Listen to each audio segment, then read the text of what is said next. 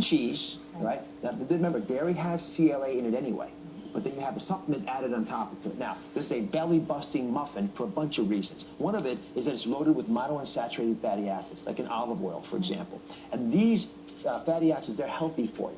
Remember I said no fats for the big bottom folks? Right. Here you actually want some fats, but you want the right kind of fats. You want the fats that quench the inflammation that the body often has.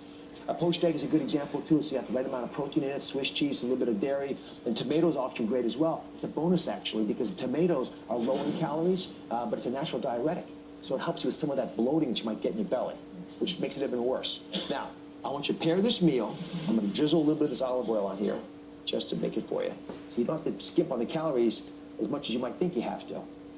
And you can take that meal, which I'm gonna ask you to take a bite of, with CLA capsules.